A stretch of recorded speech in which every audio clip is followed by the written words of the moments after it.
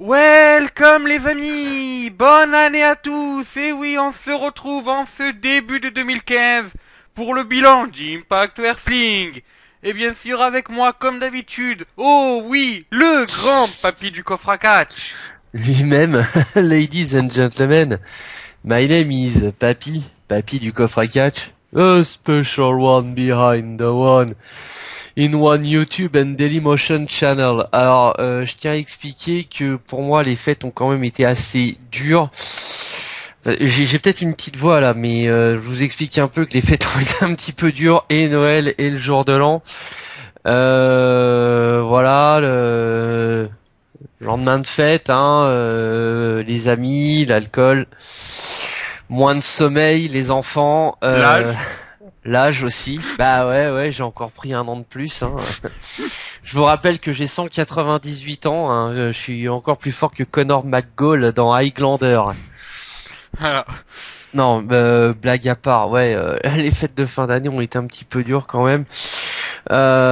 Puis bon, d'un point de vue personnel, je pense que ça risque d'être aussi ma dernière vidéo avant un moment.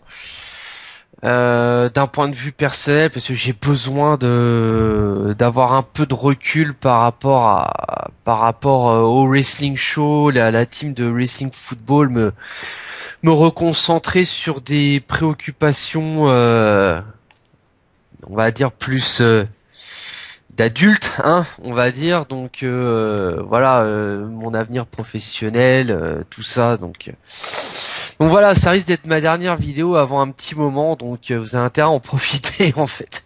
Ben, bien sûr papy, on te souhaite une très très bonne année 2015 hein, comme à tous Bah nos écoute, auditeurs. oui voilà, pour rester dans la politesse, effectivement, on va vous souhaiter, enfin comme le veut la tradition, on va vous souhaiter une bonne année 2015.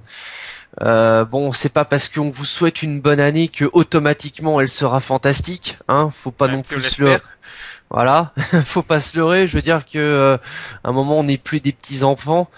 Non, bon, malgré tout, ce qu'on peut quand même largement vous souhaiter, c'est que vos projets à court, moyen ou long terme, qui doivent logiquement se réaliser courant d'année 2015, puissent se concrétiser.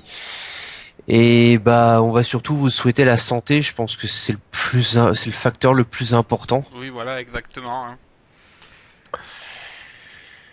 Bref, donc rewind de l'année 2014 de la TNA, la Total Non-Stop Action Wrestling. On devait le faire avec Colin, mais elle n'est pas là. Elle se repose. Voilà, ben, on salue aussi Colline, hein, on sait qu'elle a ses études, qu'elle a ses Oui, stages et tout, donc oui, ben, quand même, comme tout le ouais, ouais. monde, Elle a quand même ses études, donc effectivement, ça peut se comprendre. voilà. Et on salue aussi Léa, qui a envie de débriefer avec nous, on dirait. Non, non, elle est à côté de moi et regarde Dora. Voilà, donc ben, on va directement commencer ce rewind, comme tu l'as appelé, d'Impact Wrestling par un peu le récapitulatif des règnes qu'on a eu. Donc bon, j'ai décidé de commencer par une division qui est assez belle à voir, assez rapide, assez technique, bien sûr, la X Division. Ah, il y a eu un paquet de champions de la division X cette année quand même. J'ai pas tous les noms des champions en tête. Je vais aller sur Wikipédia, mon grand ami. J'en ai compté, alors moi j'en ai compté 5. J'ai compté donc, enfin, 5 champions. Après, il y a eu bien sûr plusieurs règnes. Donc, on a eu bien sûr Chris Sabine, qui a été champion en tout début d'année. Ouais, en fait, ah oui, voilà, c'est ça. Il avait pris le titre à Bound for Glory 2013. Voilà, donc ensuite, tu nous as fait un petit ping-pong avec Austin Harris, dont on va évoquer bien sûr au début. Voilà, un ping-pong qu'on n'aime pas trop, mais qu'on est obligé de signaler quand même. Ensuite, on a eu la révélation Saya Sanada, qui a très bien surpris au niveau de la X Division. Je sais pas ton Ouais. avis. Et il est resté champion 110 jours entre le 2 mars et le 20 juin, pour être exact. Voilà. Ensuite, on a encore eu Austin Harris qui a récolté le titre de la X Division. Là aussi, on en reparlera pour se cacher son option C, je crois, c'est ça qu'on appelle. Oui, Oui. ça, voilà, option C. Et ensuite, ben, on a eu deux anciens de la X Division, vu que Samoa Joe a d'abord pris le titre. Et ensuite, Loki est l'actuel champion suite à un retrait pour blessure. Alors, alors la signification de sa blessure est un work, mais il est réellement touché au niveau du bras. Voilà, bon, Ouais.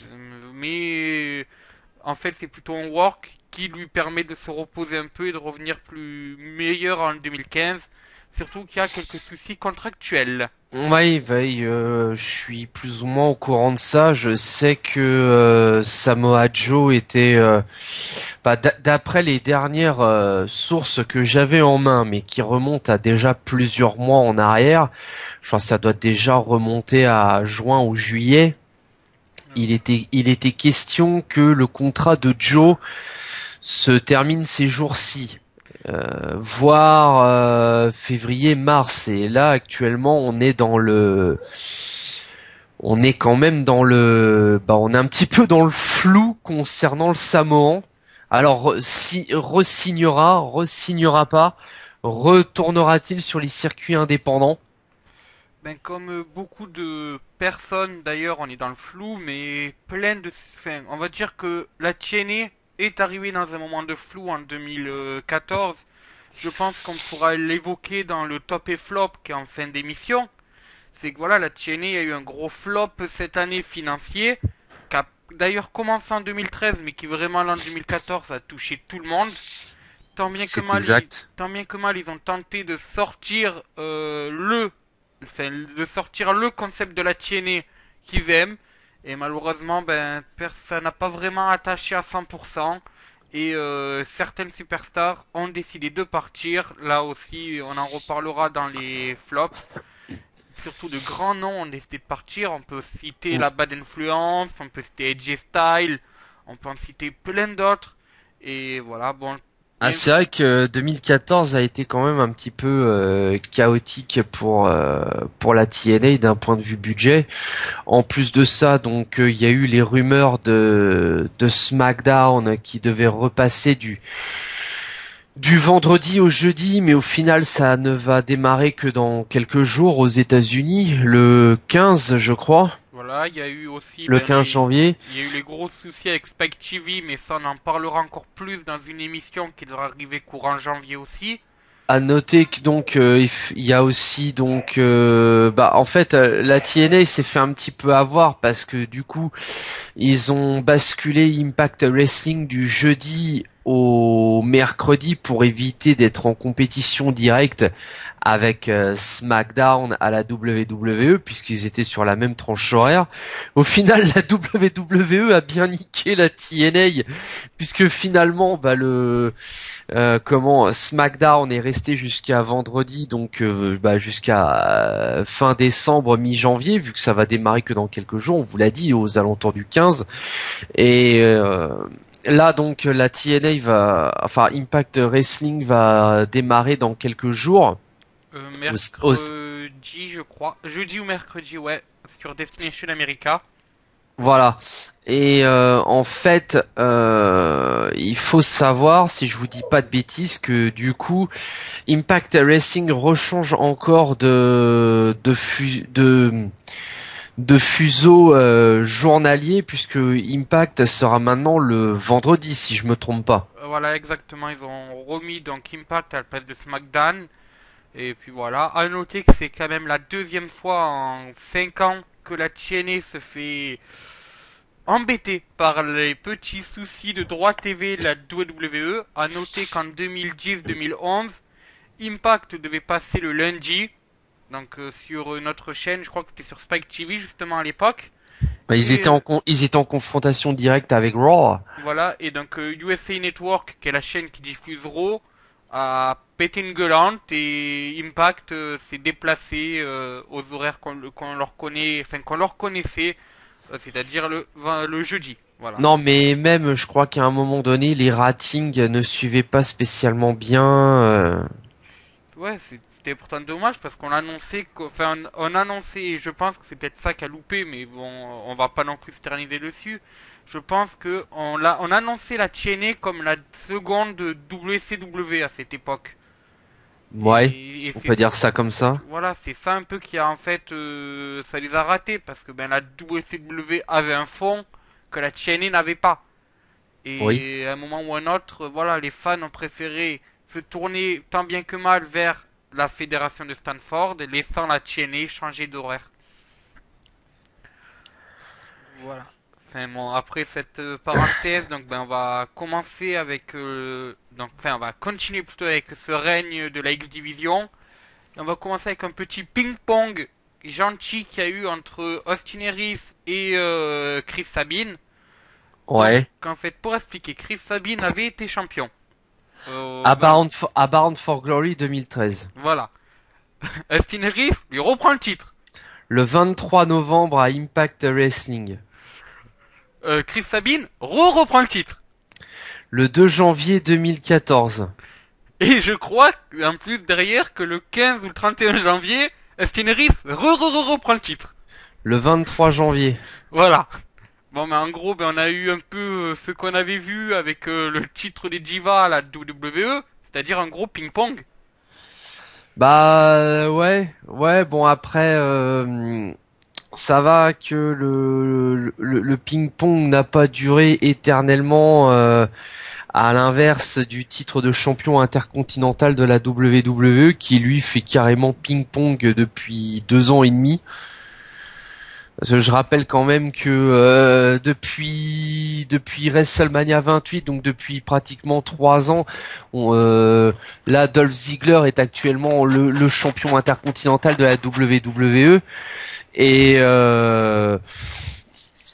Dolph Ziggler est le 18e champion intercontinental depuis WrestleMania 28. On a une moyenne de règne depuis WrestleMania 28 de 2 mois et demi.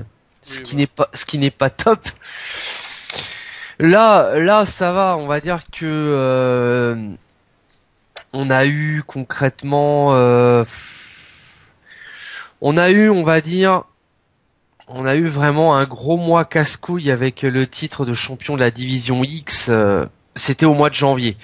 Après, ça va, ça s'est calmé un petit peu. Après, on peut y voir deux solutions. La première était déjà que ben on arrivait en période de fin de fête, comme nous sommes là, et c'est vrai que ben on est un peu fatigué. Et je pense qu'à mon avis les bookers ont dû être fatigués aussi comme nous, parce qu'on sait que les bookers aiment bien faire la fête. Et se sont dit ben écoutez, on a deux mecs qui aiment bien se battre, qui voilà quoi, on met Velvet Sky en plein milieu et on fait un ping-pong. Et puis le gagnant il emporte Velvet Sky, et puis voilà.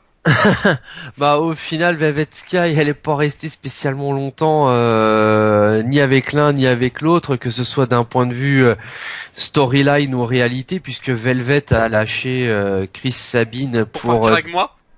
non elle est partie avec Bully Ray, tu le sais très bien. Et avec moi aussi. Ouais, on peut dire ça comme ça. Toujours est-il que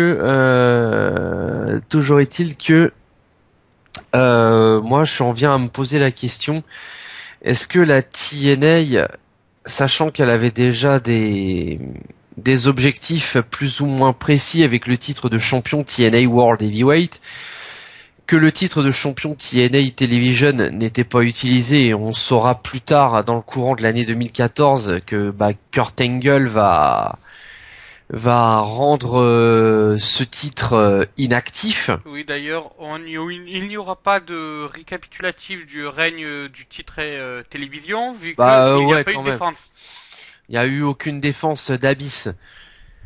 Après, moi j'en viens à me penser, est-ce que la TNA quelque part n'a pas essayé d'arrondir un peu les angles en se disant bon, Austin Harris et Chris Sabin, concrètement, ce sont deux bons lutteurs Très bon même.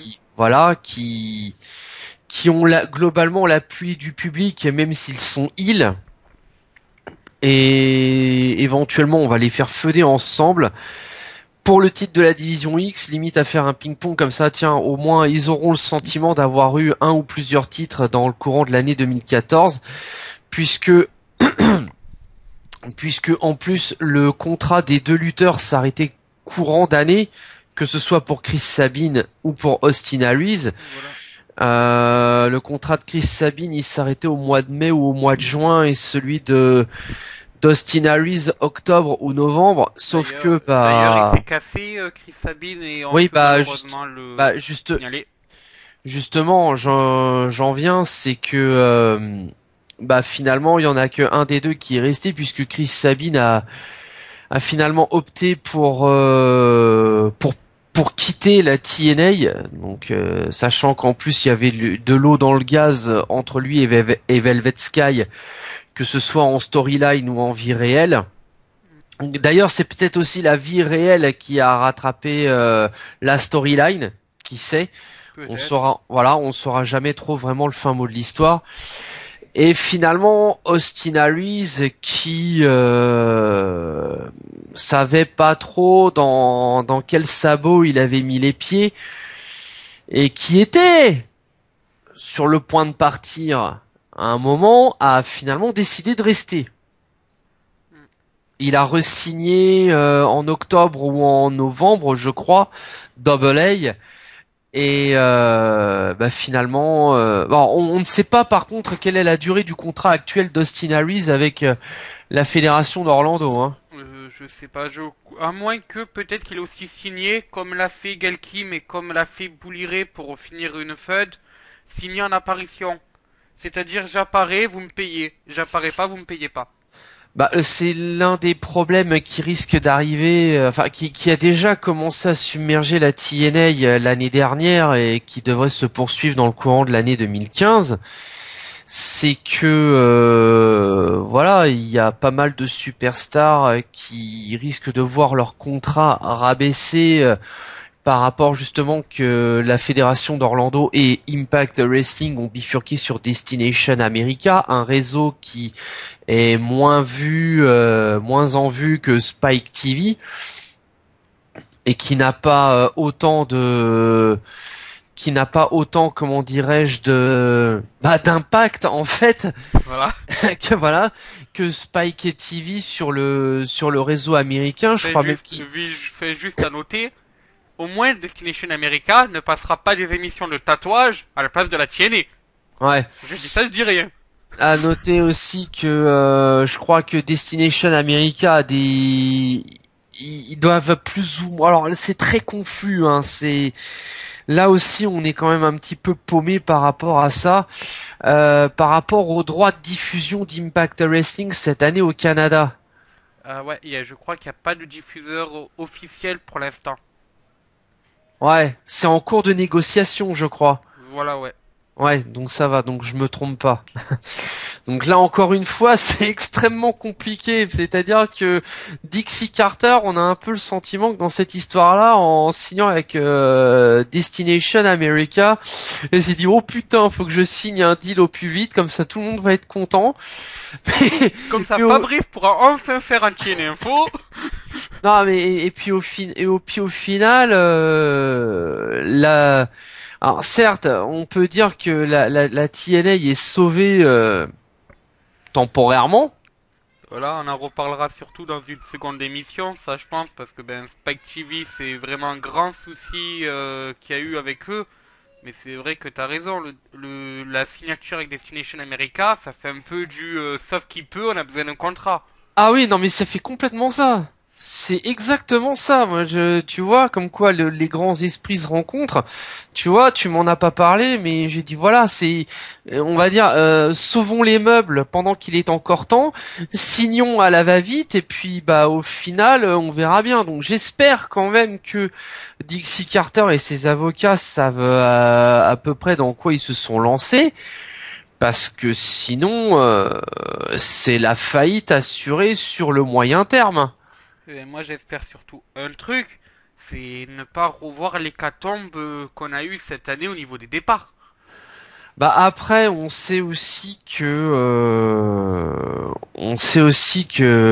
il y a quand même diverses superstars qui ont re-signé pour du moyen ou du long terme avec la fédération d'Orlando. De tête, il y a Eric Young et James Storm, pour les nommer. Pas étonnant, hein. Voilà, qui ont re-signé pour chacun des deux a re-signé pour 2 ou 3 ans, je crois. Gail Kim a re-signé pour le mois de janvier des apparitions afin de réfléchir. Ah, Voilà. ça, je savais que Gail Kim, comment, était aussi en période de renégociation de contrat et que l'avenir c'était plus ou moins flou. Donc t'es sûr de cette info-là? Ben oui, d'ailleurs, c'est dans le Tien Info qui est sorti là entre les fêtes, donc quand je suis rentré de vacances. J'ai expliqué comme quoi voilà, Gail Kim a signé un contrat en apparition où Uhum. en fait elle apparaît au mois de janvier afin de feuder ou de finir une feud. Alors je pense que l'année ça Bah va être de avec finir. ouais, au moins finir la FUD, la trilogie avec Havok et Taryn Terrell. Voilà, et donc une fois le mois de janvier passé, on en saura plus sur oui ou non la coréo-américaine va continuer à la chaîner. Donc en dehors de James Storm et Il y de a Bobby d'Eric Roode. et d'Eric Yang, ouais, paraît-il qu'il y aurait Bobby Roode qui aurait aussi re-signé sur du long terme. Ben, c'est pour ça qu'il est champion en fait, parce Ouais. qu'il a signé. Gunner aussi, me semble-t-il. Et je suis pas tout à fait sûr, mais je crois que Samuel Shaw aussi. Ouais, il y Ah, a Andrew Matthews aussi. Bon, tu connais, je sais pas si tu connais Andrew Matthews, papy. non, c'est pas le gagnant du dernier Booty Camp anglais, non? Si, c'est le gagnant du dernier British Bootcamp, et tu le verras si un jour il arrive sur Impact Wrestling. C'est le sosie de Rockstar Spud avec du talent en plus. Ah bah magnifique. Bah, déjà que Spud, si on lui retirait cette gimmick ridicule et qu'il était le vrai Rockstar Spud, on pourrait avoir un cruiserweight avec un bon calibre, mais bon. Ah non, mais Spud, il me fait délirer. Bah Spud, c'est le comment dire, c'est un peu simplet mixé avec Avril. Voilà, mais c'est ça. D'un point de vue gimmick, c'est clairement ça, c'est simplet mixé avec Avril. Alors c'est marrant quelque temps, mais là, putain, Spud, il a perdu toute crédibilité à mes yeux, quoi. Il est plus que temps qu'il faut qu'il revienne avec une gimmick sympa et bah ce qu'il avait quand il avait la gimmick qu'il avait quand il avait remporté le premier British Bootcamp, et là on aurait un challenger crédible au titre qu'on est en train de débriefer, c'est-à-dire celui de la division X. Voilà, ouais, mais pour vous dire, on a prévu quelques Slammy Awards, enfin, quelques faux Slammy Awards, vu qu'on n'est pas détenteur de ces Oscars du catch.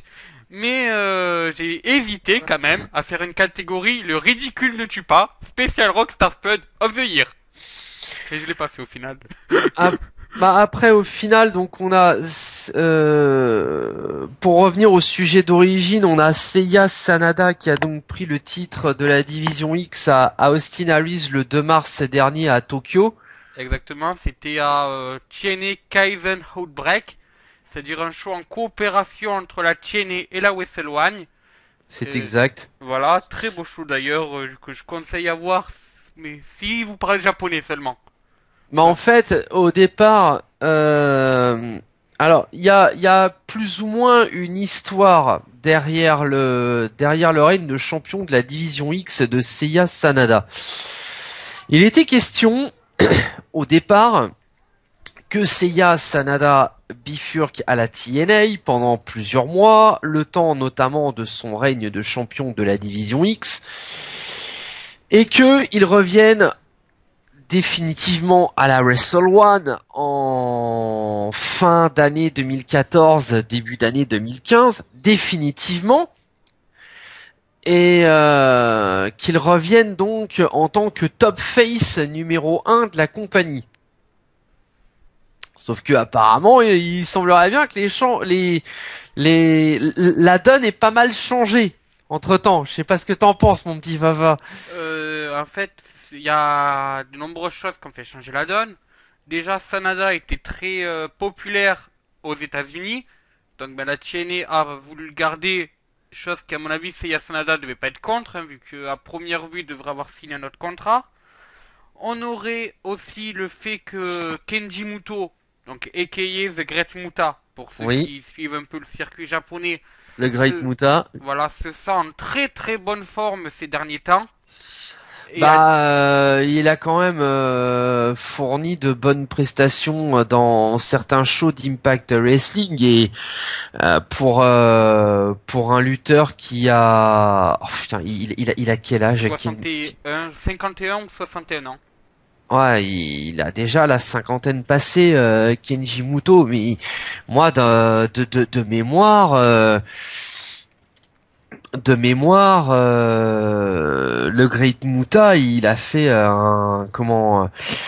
il a fait un pay-per-view lockdown du feu de Dieu. Et voilà, et justement, vu qu'il se sentait 52 ans, voilà. 52 ans. D'ailleurs, il a eu son anniversaire il y a pas si longtemps que ça, c'était le 23 décembre. Ben justement, en parlant de son anniversaire, ça a été une des causes justement du non-retour de Sanada, vu que comme je l'expliquais, ils se sentent en très bonne forme, et à la Wrestle One, c'est des amis quoi, ils s'entendent bien, c'est des japonais et tout, ils mangent des sushis entre eux et tout. Oh putain, c'est quoi cette connotation raciste? Désolé, c'était trop facile, fallait que je la fasse. Et donc,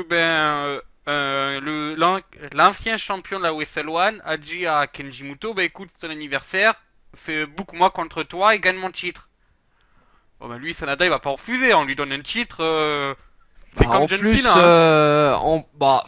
en plus, je crois que non, mais attends, je crois que le Great Muta, il était pas spécialement chaud pour avoir le titre de champion du monde de la Wrestle One au départ.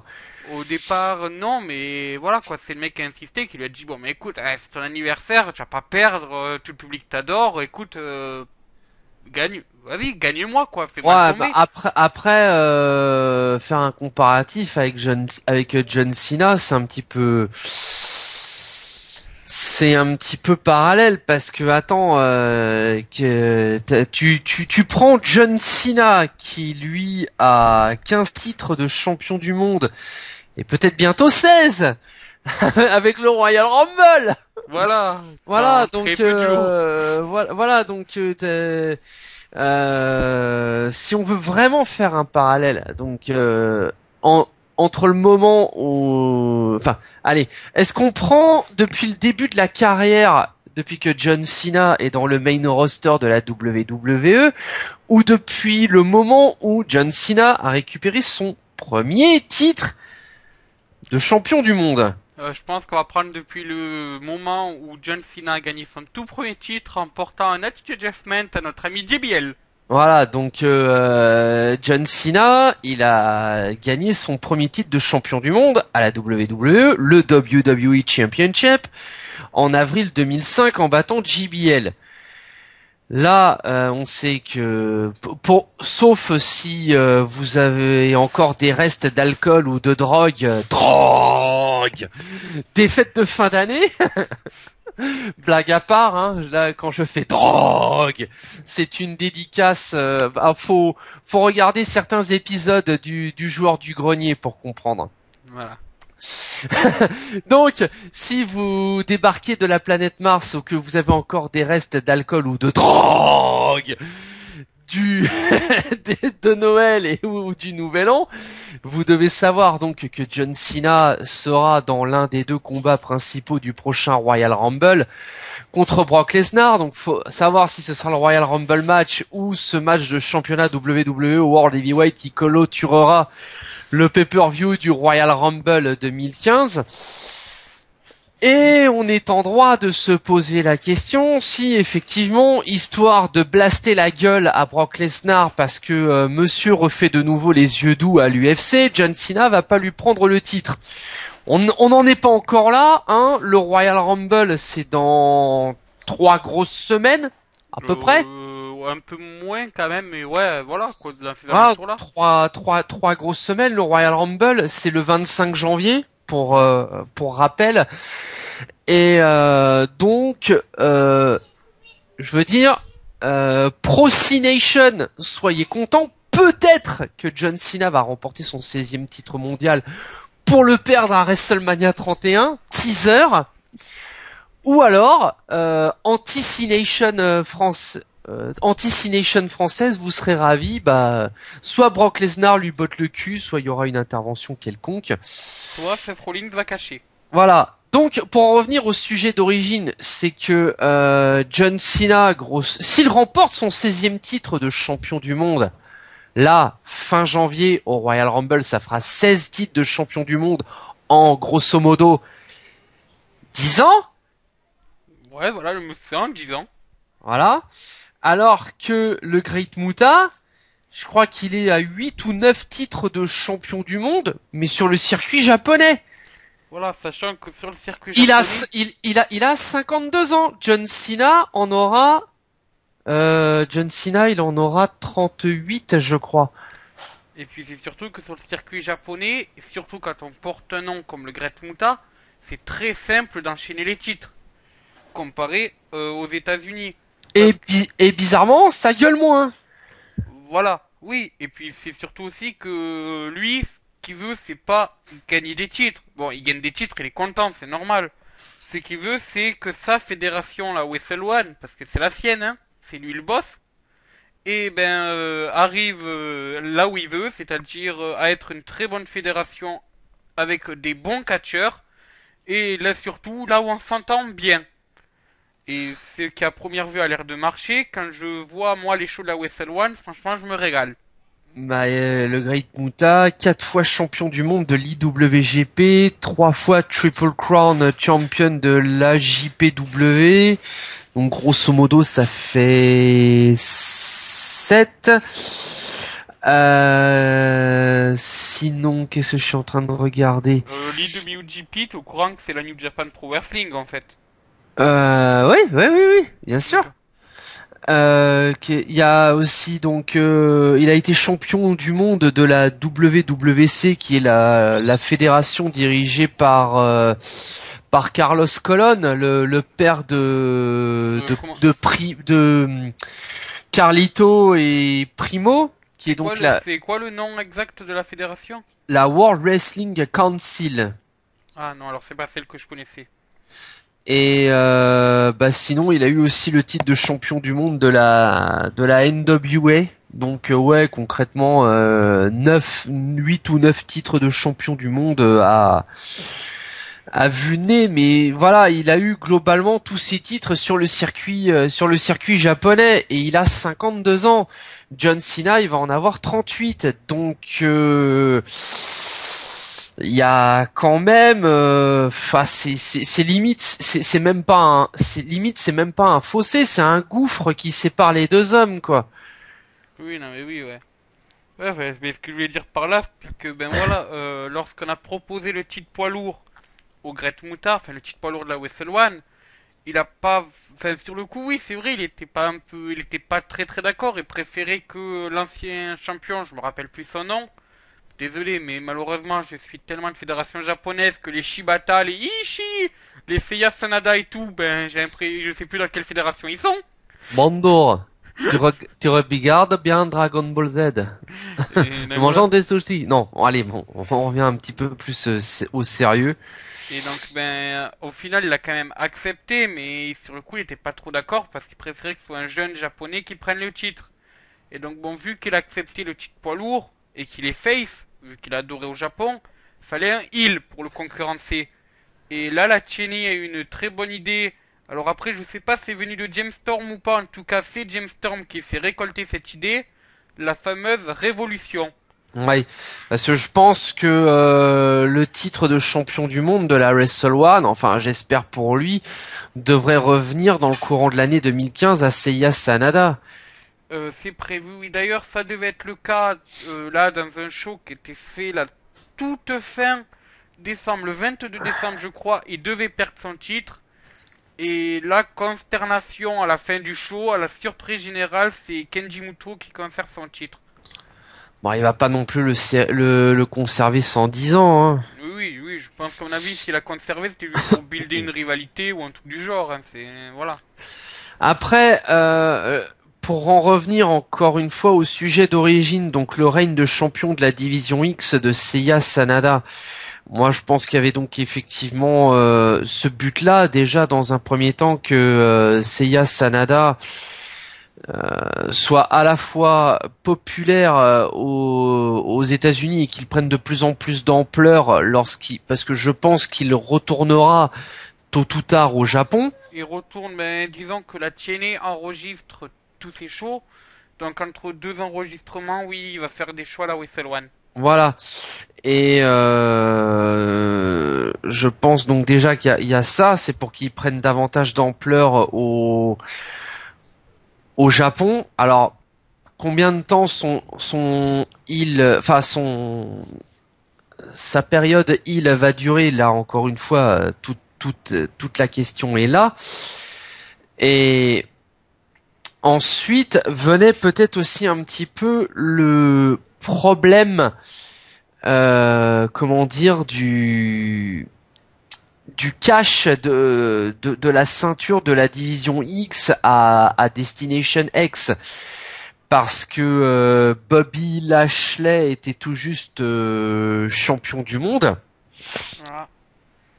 Et je me pose la question à savoir si la TNA a pas décidé, on va peut-être éviter ce que Seiya Sanada cache son titre connement, parce qu'il a peut-être pas non plus l'envergure, il a un physique moindre et il a pas l'expérience suffisante pour de suite être propulsé dans un même ne serait-ce que dans un main event de show. Donc du coup, la TNA lui a fait perdre le titre contre Austin Aries. Voilà, afin qu'il y ait un cash, mais on voilà, d'Austin Aries. Voilà, justement, Austin Aries récupère le titre le 20 juin. Alors, il y a toute une histoire aussi par rapport à ça. C'est que Aries, il a traîné dans des feuds secondaires et finalement arrive le mois de juin où il va voir Seiya Sanada et puis lui fait je crois que t'as oublié un truc là, je crois que j'ai toujours pas eu mon rematch pour ton titre, quoi. À noter que la TNA bien était conne. Parce que elle a fait ça, et quelques temps après, qu'est-ce qu'on voit dans un One Night Only? Seiya Sanada qui vient voir Austin Aries, et Austin Aries, j'ai pas eu mon rematch moi pour le titre de l'X-Division. Donc en fait, ils ont échangé les rematchs entre One Night Only et Impact Wrestling. Voilà. Bref. Toujours est-il donc que Austin Aries prend le titre le 20 juin, cash donc courant juillet à Destination X, mais foire son cash contre Bobby Lashley et ne devient pas champion du monde. Voilà, c'est ça. Moi j'aimerais quand même revenir un peu sur le règne de Seiya Sanada. Je sais pas vraiment ton avis dessus, en tout cas moi ça m'a surpris. Faut expliquer, on venait de sortir d'un ping-pong. Alors certes, on avait des qualités in-ring quand même. Austin Aries et Chris Sabin. Enfin, Austin Aries prend le titre le 20 juin, mais en fait l'émission a été diffusée le 10 juillet. Voilà, ouais. Et donc, le truc c'est que, voilà, il y avait de la qualité in-ring avec Austin Aries et Chris Sabin. Mais, je sais pas, j'avais l'impression qu'ils étaient encore bridés à l'époque. Et là, on voit arriver Sanada du Japon. Franchement, moi je le connaissais pas du tout avant. J'étais même pas au courant les premières semaines qu'il avait pris le titre à Austin Aries. C'est juste que tout d'un coup je me dis, tiens, la patte ceinture Austin Aries. Mais c'est qui ce japonais?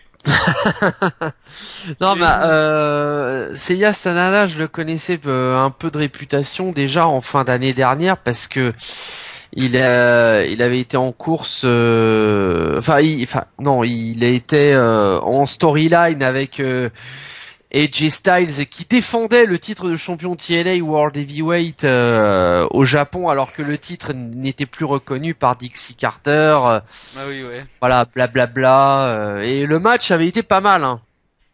En même temps, AJ Styles, tu veux faire quoi avec? C'est un des meilleurs catcheurs, ce mec. C'est pas faux. Au final, du coup, on se retrouve avec le titre qui est vacant pendant un petit moment. Un gros mois à peu près, et Samoa Joe qui le récupère le 7 août avant de déclarer qu'il est blessé et que il est obligé d'abandonner le titre de la division X.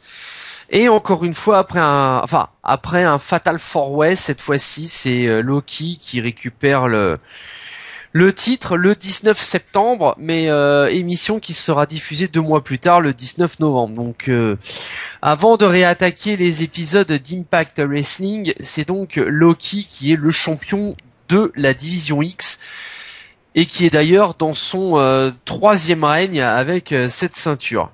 Voilà, alors pour Samoa Joe, comme tu dis, il a récupéré le titre, donc c'était, je crois, une semaine après ou 2 semaines après Destination X, c'est bien ça? Ouais, ça doit être ça. Je sais plus s'il y avait eu un tournoi ou... Oui, en fait, j'avais eu 3 matchs triple threat match qualificatifs. Ah oui, c'est ça. Alors, on avait eu un avec Christian Cage, qui est un catcheur, un jeune catcheur, bon, qui est maintenant à la Lucha Underground. Il y en avait un avec l'autre, là, le clown, je me rappelle plus, Crazy Steve. Il y en Oui, avait un avec Crazy Steve. JJZ, il y avait Sanada dedans. Enfin, Sanada, il y avait Manik, il y avait donc Luki et il y avait Samoa Joe. Au final, si je me rappelle bien, c'est Sanada, Loki et Samoa Joe qui sont sortis vainqueurs. Ouais, qui ont fait le triple menace finale pour couronner le nouveau champion. Voilà, donc bon, ben, Samoa Joe qui gagne après un cult, enfin sa prise de soumission, qui est, je crois, le cult qu'il appelle. Il a Quoi? la prise de soumission de Samoa Joe, c'est le C'est cult. ouais, enfin, ou the clutch ou the coquina clutch. Ah, ouais, The Clutch, ouais, c'est mon accent anglais qui est un peu pourri. Voilà, donc il récupère ce titre donc après Fatal 4-Way et c'est Triple Threat pardon. Et ensuite, alors pour moi, j'ai l'impression que c'est un peu le renouveau de la vieille X Division, c'est-à-dire qu'on revoyait des mecs qui étaient là aux alentours de 2005-2008. Donc t'as cité Loki qui a fêté son troisième ou son quatrième règne, il y a Samoa Joe, il y avait Homicide, et on a vu Sanjay Dutt qui a fait son retour, mais lui il aura un slammy pour le retour le plus inutile au monde à mon avis. Ouais, pas faux. Et voilà, on a vu voilà de la vieille X Division. C'est-à-dire le non-bridage, les beaux matchs, bref, le no limit. Bah, en gros, ce qu'on voit pas à la WWE, quoi. Voilà. Alors, pour être plus précis, en fait, oui, The Clutch ou The Coquina Clutch, la prise de soumission de Samoa Joe, qui est en fait à la base un rear naked choke. Voilà, ouais. Et donc ensuite, donc comme tu as dit, c'est Loki qui a pris le titre fin décembre, c'est ça? En fait, il a pris le titre lors des enregistrements du 19 septembre, mais l'émission a été diffusée 2 mois plus tard, le 19 novembre. D'accord, ouais, ouais. Ah, Alors, lors d'une des, bah, l'avant-dernière émission diffusée d'Impact Wrestling, quoi. voilà, ouais. Alors bon, d'ailleurs, on sait, enfin, alors pour la blessure déjà de Samoa Joe, parce qu'il faut mettre un peu les pendules à l'heure, il n'est pas réellement blessé à la jambe comme le prétend le bulletin médical. C'est un work, donc vous l'avez compris. Le seul souci, c'est qu'en fait, il a encore des problèmes au niveau du bras. Donc déjà, il se plaignait du bras et de l'épaule avant Bound for Glory. Mais on lui avait donné le titre pour... D'ailleurs, à Bound for Glory, il y avait un match à 3 pour lui permettre de se reposer un peu. Ouais. Parce que ben forcément, catcher à 3, c'est plus facile que catcher à 2. Surtout face à Loki, parce que ce mec-là, faut le suivre hein, sur un ring. Pas faux. Et donc, ben, malheureusement, la TNA a vu, enfin, les docteurs surtout ont vu que ben, ça s'arrangeait pas, mais ça empirait pas. Donc, à un moment ou à un autre, faut prendre du repos. Donc, on lui a dit, ben, écoute, vas-y, perds le titre, va te reposer, on te récupère en janvier en forme. Et pour pas laisser le titre vacant trop longtemps, on l'a donné à Loki, qui est un ami de Samoa Joe. Et on s'est dit, voilà, il a tourné autour du titre, il mérite sa chance, on va lui donner le titre, quoi, au dernier guerrier. Oui. Et donc voilà. Loki, globalement, c'est quand même un beau champion. Maintenant, est-ce que ce règne va perdurer dans la continuité? Honnêtement, j'ai de gros doutes. Mais maintenant, bon, on va dire que voilà, on a eu une pause de la TNA depuis maintenant grosso modo 1 mois et demi. Donc, on attend de voir comment les choses vont redémarrer pour cette année 2015. Et voilà, ouais.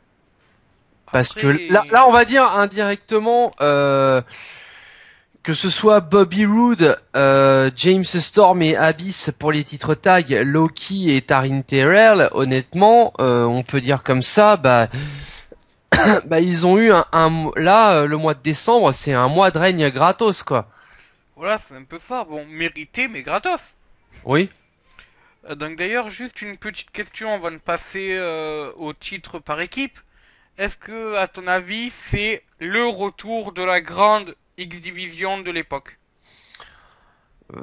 J'émets encore quelques réserves. J'avoue qu'on a eu quand même plusieurs matchs particulièrement attractifs ces derniers temps. Le Loki a l'air de revenir sur le moyen terme, mais est-ce que la TNA va le faire signer pour prolonger ses apparitions ou est-ce qu'il sera payé qu'à l'apparition? Là aussi, toute la question est là. On peut avoir des choses intéressantes avec DJZ. Avec Andrew Matthews aussi. Ouais, je sais pas trop. Bon, Chris Melendez, il a à peu près le gabarit pour être dans la division X maintenant. Vu les storylines du moment, je pense qu'il va rester encore un peu comment avec Mister Anderson. Hormis ça, hormis ça.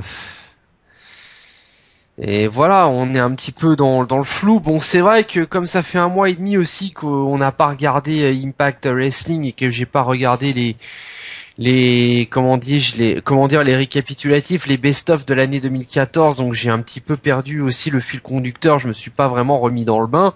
Ben, en fait, faut dire, j'ai fait un best-of. J'ai commenté un best-of pour Wrestling Football. Mais après, malheureusement, c'était en période de fête, en période de vacances scolaires. Et moi, pareil, les best-of, en plus, c'est très dur à commenter comparé à des shows normales. Parce que c'est beaucoup de blabla pour Des shows normaux. des shows normaux, excusez-moi. Et donc, ben, ça fait que vous avez pu le voir, malheureusement, pendant quelques semaines, j'ai pas trop eu le temps de commenter des best-of. Donc, eh ben, on va se retrouver, bien sûr, pour ceux qui suivent la chaîne, dans quelques jours, pour le tout premier épisode d'Impact Wrestling sur Destination America. Voilà. Non, mais malgré tout, la division X est quand même plutôt bien fournie. Il faudra voir si Homicide continue aussi avec la fédération d'Orlando. Voilà, il y a Sanjay Dutt aussi qui a fait son retour, qui repart, qui fait son retour, qui repart. Enfin bref, lui on sait plus trop. Maintenant, voilà, comme je disais, sur le principe de base, la division X, si on veut tabler extrêmement large, elle est loin d'être dégueulasse, hein. On a Tigre Uno, Tigre Uno, je crois qu'il est reparti au Mexique, hein, parce qu'on le voit plus. Même ah, Explosion, je le vois plus. non, bah, à voir, parce que pour l'instant, il est toujours dans le roster actif de la fédération. On a toujours quand même Seiya Sanada, renommé le Great Sanada pour caricaturer le Great Muta.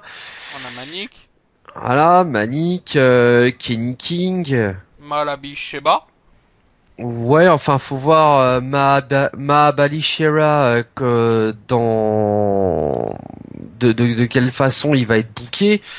Et puis on peut très bien séparer les Wolves, Eddie Edwards et Davey Richards et les faire concurrencer pour le titre de la division X, hein.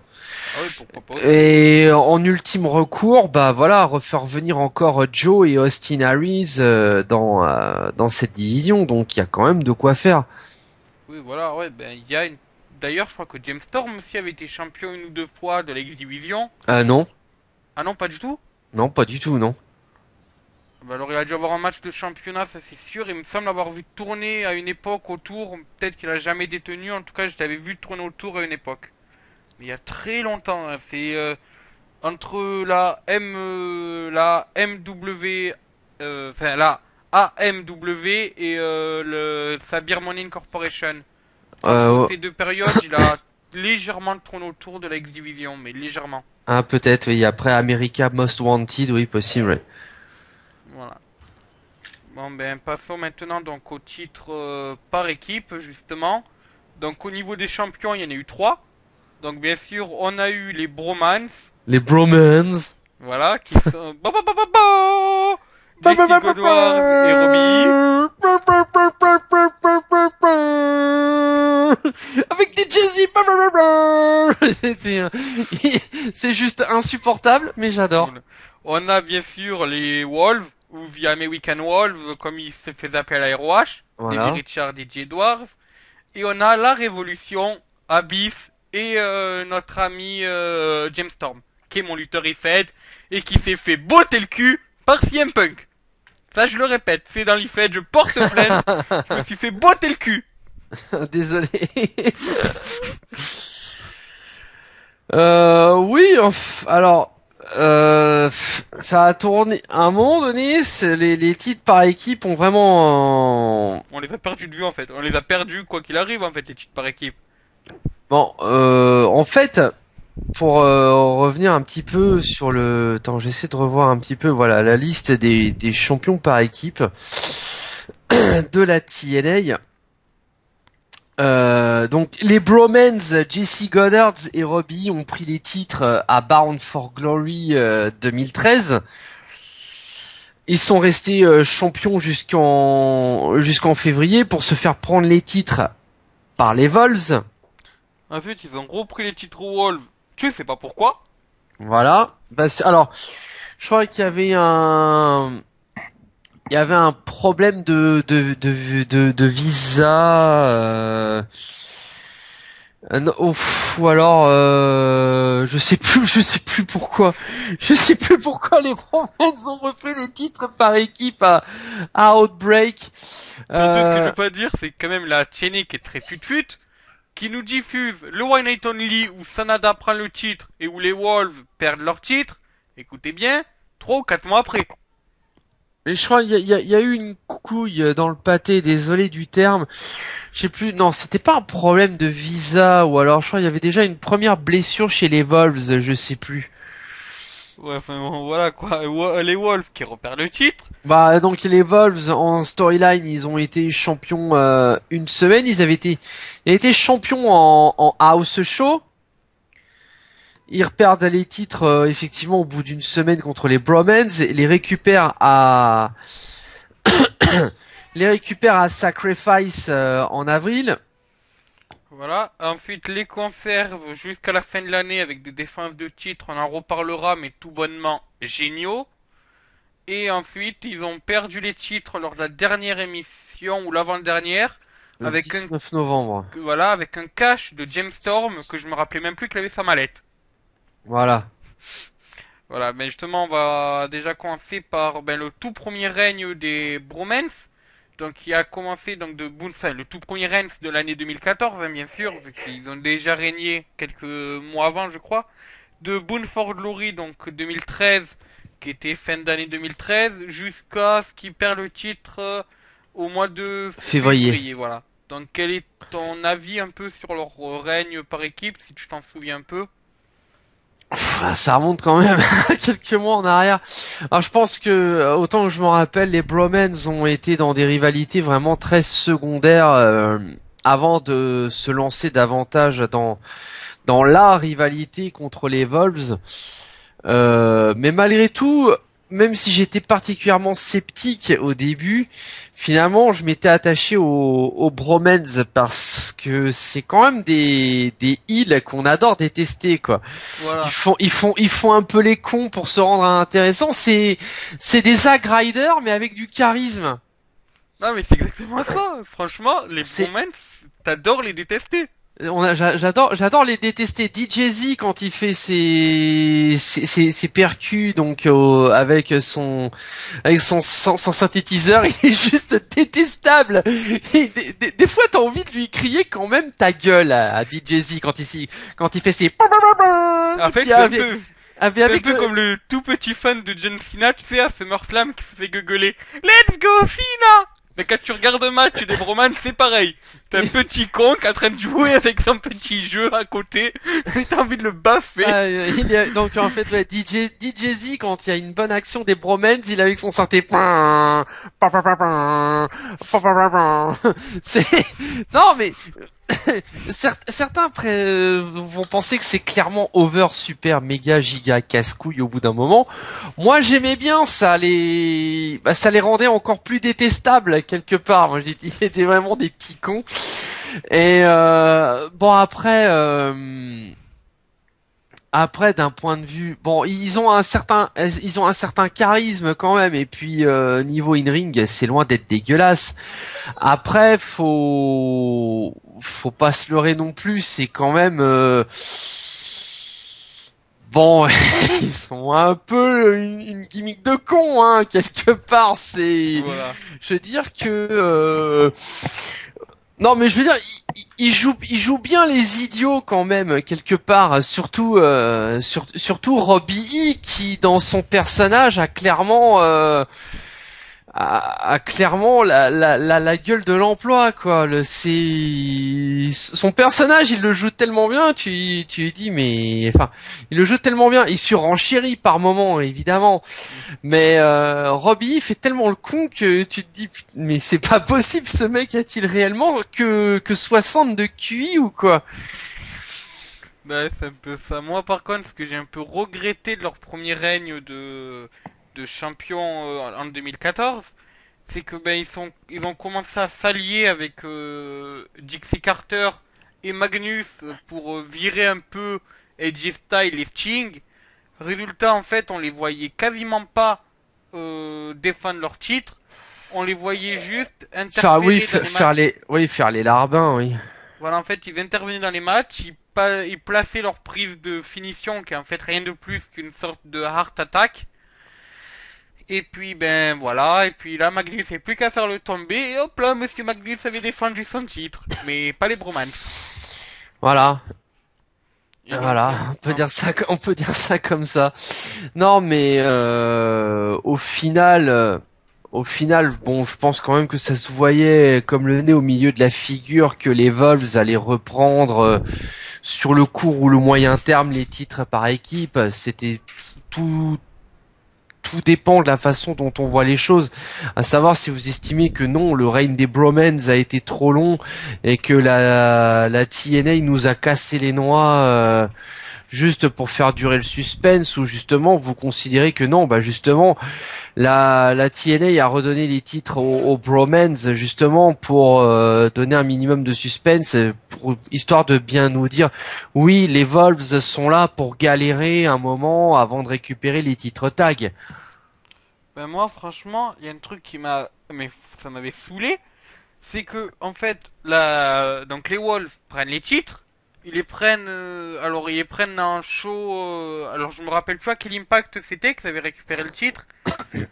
Et puis donc on les voit avec leur titre et tout. Les Bromans demandent une revanche. Et je sais pas, il avait pas eu à ce moment-là parce qu'il y avait MVP, un directeur des bureaux. Et puis tout d'un coup, tu les revois 2 semaines après avec les ceintures. T'es là, tu dis mais what? Ils avaient pas de ceinture il y a 2 semaines, ils sont passés où? Non, mais après justement, il y a eu un passage vite fait où ils ont montré le final du match d'Outbreak.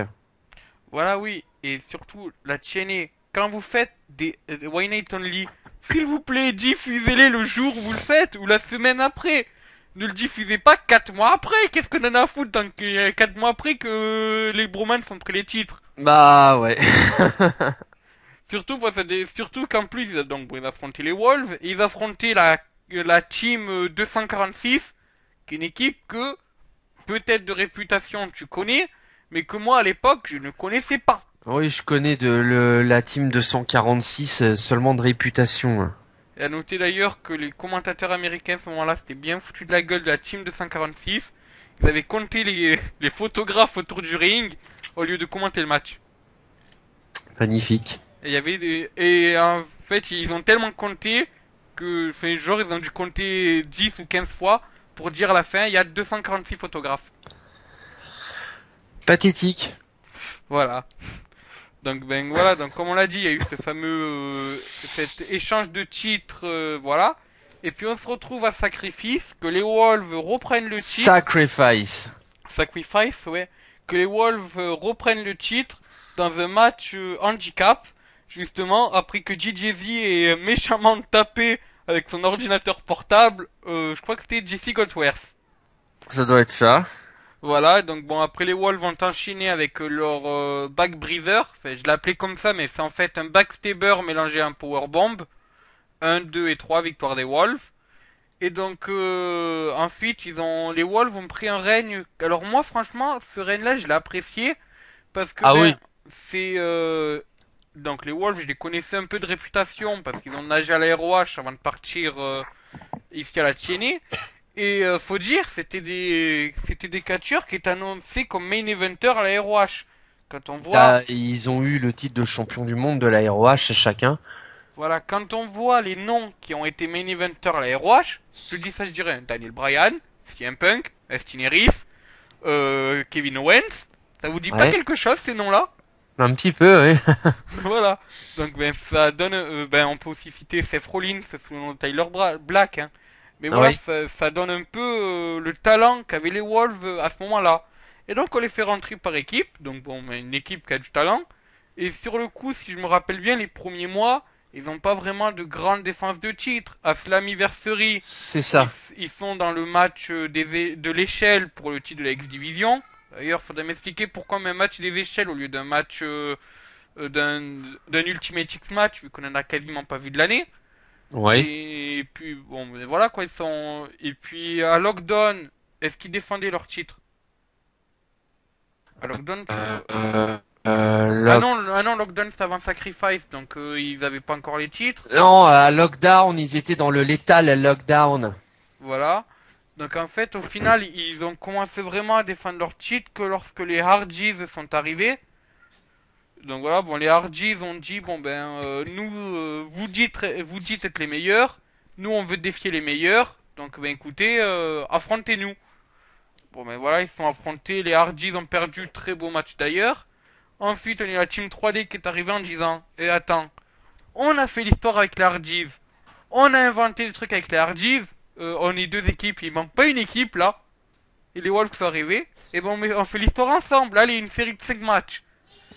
Et justement, là, à partir de là, j'ai trouvé que leur règne a commencé à être super parce qu'on a eu donc une série de 5 matchs où, franchement, ils nous ont mis le doute, la TNA, vu qu'ils ont perdu le premier match, ils ont perdu le deuxième match, ils ont perdu le troisième match, ils ont gagné le quatrième et le cinquième. Et franchement, j'ai trouvé ça assez beau à voir. Je sais pas, toi, ton avis? Bah si concrètement cette rivalité là a été globalement bonne. Attends, rappelle-moi quand attends, il y a eu combien de matchs en tout? 4, pardon, 4. Ah oui, il y en a eu quatre. Victoire de la Team 3D lors d'un match normal. Victoire des Hardys lors d'un match des tables. Victoire des Wolves dans un match de l'échelle. Et victoire des Wolves dans un Fuel Metal Mayenne qui était exceptionnel. Non, victoire des Hardys dans le match en simple plutôt, le triple threat classique. Ah, c'est victoire des Hardys en simple et victoire des Dudley en... Non. Et non, les Ouf. Dudley ont gagné les tables. Oui. Enfin, non, les Dudley ont Non, gagné le match non, classique. les Hardys ont gagné le match en table. Voilà, parce que c'est les Dudley qui ont gagné le match classique. Ils ont dit pour le prochain match, on choisit notre spécialité, les tables. Ils Voilà. ont perdu. Et là, tu as Jeff qui fait vous avez ramené les tables, nous on ramène les échelles. Match de l'échelle. C'est Matt qui a demandé à avoir ensuite le match avec leur spécialité, le match de l'échelle. Voilà, et après, par contre, j'ai adoré les Wolves. Vous avez ramené les tables, les échelles, nous on ramène les chaises. Fuel Metal Mayenne. Voilà. Non, franchement, la rivalité, moi, elle m'a fait un peu penser à la rivalité qu'on avait autour des années 2000 avec la Team 3D, les Hardys et Edge and Christian. Bah, les matchs ont tous été de bonne facture, puis alors le Fuel Metal Mayhem, le TLC match est juste une boucherie quoi. Ah, mais voilà, c'était énorme. Il y a, franchement, certes, on avait, bon, parce que ben, les Hardys et les Dudley, donc la Team 3D avait un peu d'âge, mais donc on n'avait pas les grands matchs de 2000-2001. Mais là, par contre, on a eu franchement des matchs que j'avais rarement vus à la TNA, surtout depuis les années 2010. Là, franchement, c'était un grand match. Ouais, c'est clair. Voilà. Bon, ben, sinon, donc après enfin, ce passage-là avec la triple rivalité, on a eu donc James Storm qui a essayé de récupérer, je crois que c'est Davy Richard, c'est ça? Oui, oui, exact. Voilà. Davy Richard au final a dit non. Enfin, il n'a pas vraiment dit non. C'est Eddie Edwards qui a dit non à la place de Davy Richard. Voilà. James Storm a super kické tout le monde, est allé chercher une mallette, et puis a dit bon mais je cache la mallette. Mallette qu'il Ah. savait même pas qu'il avait. Bah si, il avait la mallette pour les titres tag du Fist or Fired. Oui voilà, mais le Fist of Fire, Bah attendez. c'est vrai qu'on l'avait presque oublié parce qu'il datait du mois de décembre 2013 ou de plus tôt dans l'année Non, le du mois décembre de janvier 2013. 2000. Ouais ouais. C'était juste avant Renesis. Enfin, non, mais même c'était avant qu'il parte en Angleterre. Et franchement, mais c'est, voilà quoi, le Fist of Fire, tout le monde l'avait oublié vu que tout le monde l'avait caché. DJ s'était fait laminer pour son titre de la X-Division. On avait eu, donc le World, c'était Gunner qui s'était fait super kicker pour perdre contre Magnus. Ouais, On, il on avait avait eu, à cause de James Storm. voilà, on avait eu Chavo Guerrero qui était rentré au Mexique après avoir reçu, alors ils appellent ça le slip rose, mais en gros il s'est fait virer quoi. Ouais. Et donc ben tout le monde se disait bon mais la mallette tag elle est passée où? Et moi Hein, hein. franchement j'ai cru qu'elle avait été cachée dans un One Night Only par un des mecs de Bad Influence ou quoi, parce que pour moi c'était Bad Non non. Influence qui avait la mallette. Et en fait non, c'était James Storm et ça m'a bien surpris. Et donc ben maintenant, donc nouveau champion Abyss et James Storm, parce que pendant le match, Abyss est venu pour... D'ailleurs, il a rien fait Abyss dans le match. Il est venu, il, il a Bah, attrapé la corde. il a foutu un chokeslam et ou Black Hole Slam. le Black Hole Slam et puis au revoir, je crois. Voilà. Bon ben le truc c'est qu'on peut pas vraiment débriefer le règne, vu que le règne a commencé au dernier épisode d'Impact et qu'on sait pas vraiment ce qui va se passer. On sait que les Voilà, Wolves vont feuder avec, mais après on n'a pas plus d'infos. c'est exact. En tout cas, voilà, pour toi, qu'est-ce que tu penses que ça peut faire un bon règne sur la Révolution?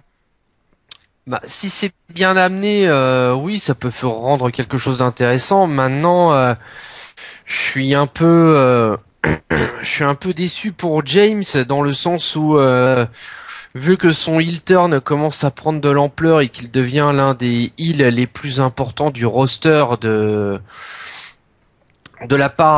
par l'amplitude de son heel turn d'une part, mais aussi de son ancienneté.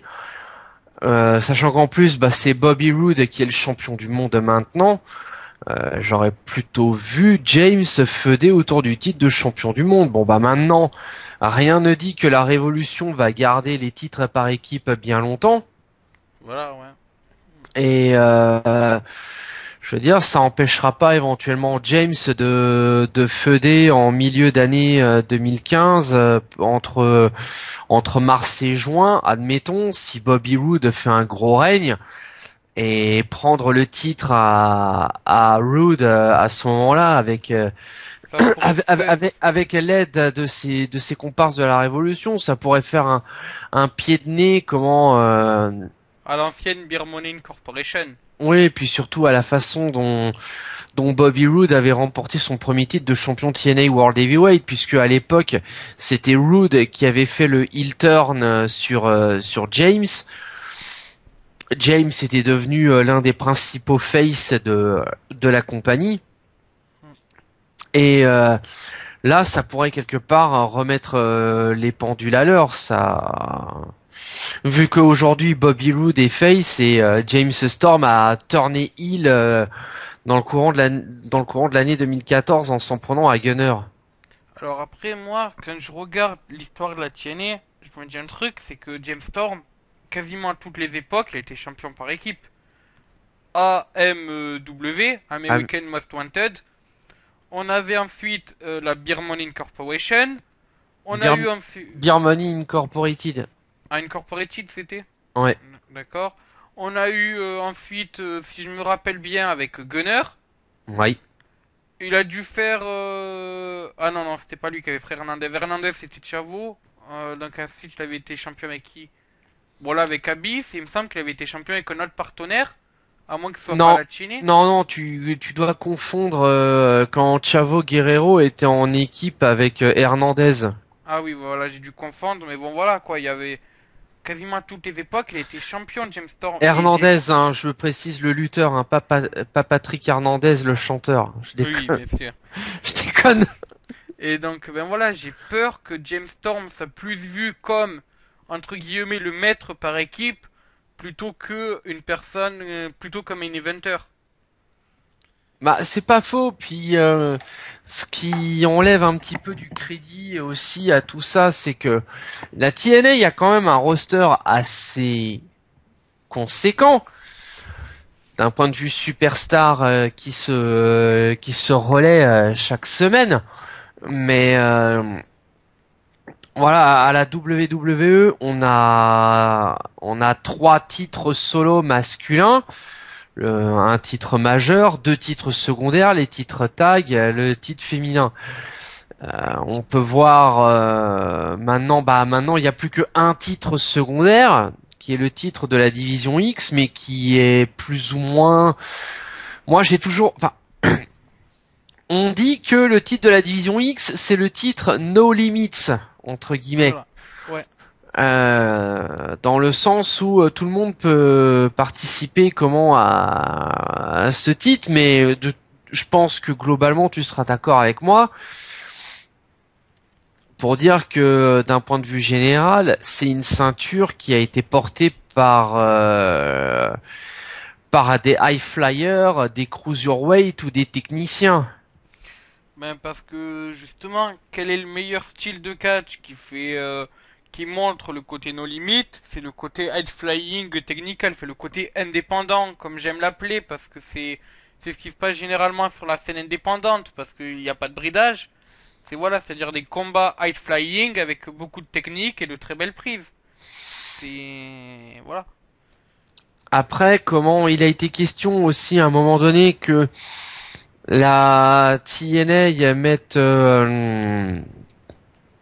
fasse un stop aux côtés nos limites au niveau poids des superstars qui participent donc à ce championnat. Je crois que et je sais plus maintenant si d'ailleurs cette stipulation est toujours en vigueur que le poids maximal d'une superstar qui peut faire la division X et qui peut lorgner sur le titre de la division X soit à 100 ou 110 kilos, un truc comme ça. À mon avis, ça a dû être enlevé parce que pour moi, Samoa Joe, c'est bien 120 kilos. Ah bah oui, oui, c'est clair. Donc je pense Maintenant qu'à mon faut avis, ils ont maintenant enlevé faut le côté no limites. Maintenant, bah non, du coup ils ont remis le côté no limites. Oui, mais ils ont enlevé le côté. Oui, oui, oui, oui, non, oui, oui, t'as raison, oui. Maintenant, comment bon Joe a repris aussi le titre de la division X selon moi cette année parce que ça a été aussi un des pionniers de cette division.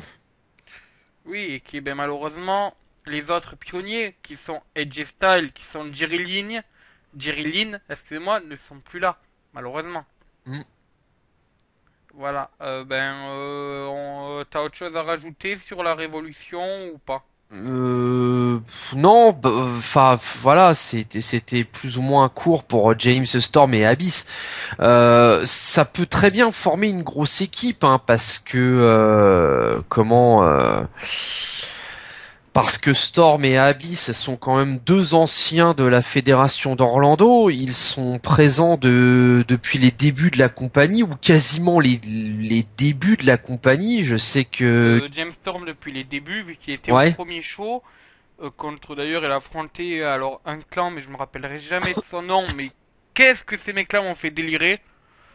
Et donc Abyss, il est arrivé, je crois que c'est à l'épisode 19 ou 18, en faisant vite fait avec Edge Style, puis il est reparti, puis il a refeudé, il est reparti, il a refeudé, et ensuite ben il est resté complètement dans le roster. D'ailleurs, j'ai noté un Bah, truc, c'est que Abyss, il est vraiment régulier du roster de la TNA depuis 2005 au moins, je crois. oui, oui, voilà, oui, Donc il fait quand même partie des anciens de la compagnie. voilà. Et puis bon, j'ai noté un truc, c'est qu'en 2008, lorsque donc Abyss, qui était à l'époque avec Matt Morgan, si je me rappelle, Matt Morgan, qui Matt est un- Morgan, voilà, Abyss c'est Matt Morgan. voilà, feudé avec James Storm. et Bobby Roode, donc avec la Beer Money Corporation, ça avait fait des matchs pas mal entre les deux équipes. Ah, Donc, peut-être, oui. ça prouve Bah bien moi que j'ai Abyss moi se connaît. j'ai vraiment commencé à suivre de manière plus régulière la TNA depuis le début de l'année 2009 aussi. Ah ouais, voilà, ouais. Non, franchement, il y avait une très belle. En fait, moi, ce que j'avais apprécié, c'était à Bound Glory. Il y avait eu. Alors, bon, une année, il y avait eu un Fuel Metal Mayhem. Et une autre année, il y avait eu un Monster Ball match. Donc, tu vois un peu. C'est un genre de match hardcore. C'est un hardcore match, oui. Voilà. Et donc, t'avais donc Matt Morgan. Matt Morgan, Oui, Matt Morgan, excusez-moi. Avec Abyss, qui affrontait la Beer Money Corporation, qui affrontait la Team 3D. Corporated. Ah Corporated! Aïe. Qui affrontait la Team 3D, qui affrontait... Non, c'est tout, je crois qu'avec ces trois équipes. Et on avait vu un moment, on a vu un spot, en fait, un arbitre spécial, il y avait un joueur de football américain. Et tu voyais Abyss et... Abyss, donc, il venait de se prendre la prise de finition de la Beer Money. Et là, tu vois James Storm et Bobby Roode qui prennent le casque de James Storm, où il y a les deux bières qui ressortent, Ouais. et qui se mettent à jouer au foot américain. Et puis là, tout d'un coup, tu vois Abyss qui, qui est censé, genre, c'est censé être le mec KO au sol, tu vois, qui est Mhm. mort de rire en voyant la scène. Bravo. Voilà, non mais c'est pour dire que ben voilà, ils s'entendent bien quoi les gars, c'est pour ça que ça fait de bons matchs et que je pense que l'équipe peut être pas mal. Voilà. Oui, bon, comme pour en finir avec le titre par équipe, comme je disais, effectivement, bah, James Storm et Abyss, effectivement, sont deux anciens de la fédération d'Orlando. Ça peut former une équipe sympa et qui peut garder les titres tag sur le long terme.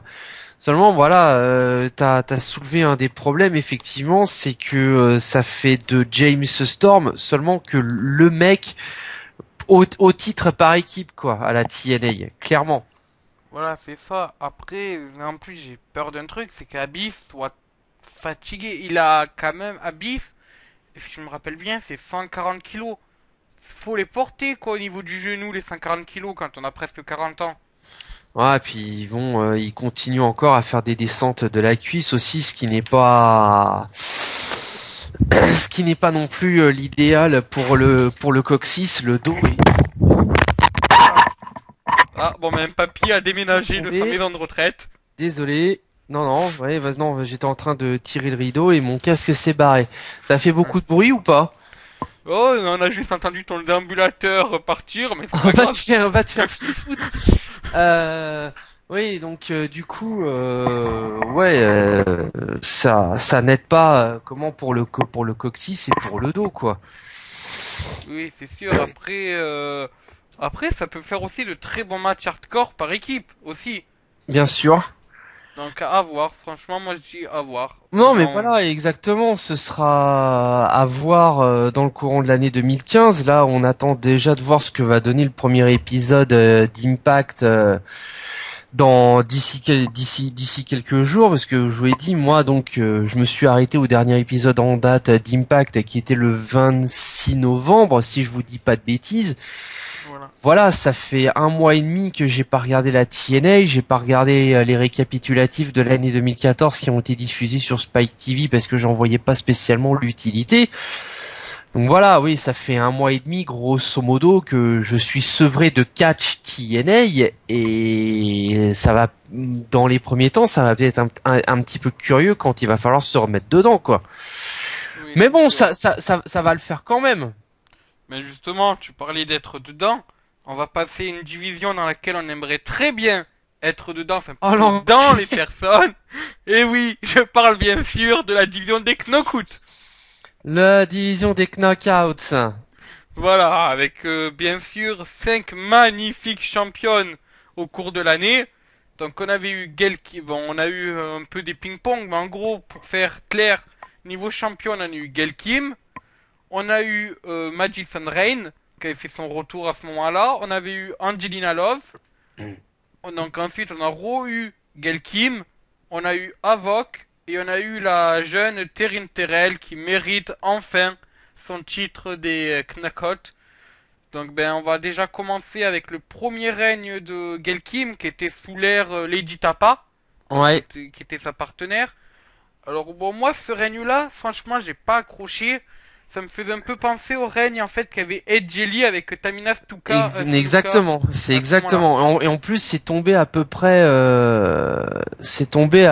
aux mêmes périodes. Mais alors là, du coup, on peut dire que la TNA a copié la WWE puisqu'il me semble que AJ et Tamina étaient déjà binomés ensemble avant que Gail Kim et Lady Tapa le soient. Voilà. Et ben le problème était là. Le problème c'est que ben pour moi j'avais l'impression de voir un copier-coller parce que bon, faut expliquer à l'époque encore, je regardais la TNA, en fait je regardais le catch par rapport aux diffusions d'NT1, c'est-à-dire avec 3 semaines de retard. Et donc je me retrouvais que je faisais, alors bon, je regardais un replay parce que j'avais pas envie de me coucher à 2 heures du mat pour regarder du catch, et je regardais, si je me rappelle bien, un truc du genre le samedi ou le vendredi, je me regardais Raw. Ensuite, je me faisais Main Event de manière illégale. Je me faisais Impact de manière illégale. Et puis, je re-regardais SmackDown de manière légale en fin de semaine, quoi. Juste avant de re-regarder, juste avant de regarder le Raw de la semaine d'après. Et ça fait que des fois, en fait, je voyais Raw. Quelques jours après, je voyais Impact. J'ai l'impression de voir la même chose au niveau de la division féminine. Bah, ouais, c'est un peu ça, quoi. Et le jour d'après, je regardais SmackDown et j'avais la même chose.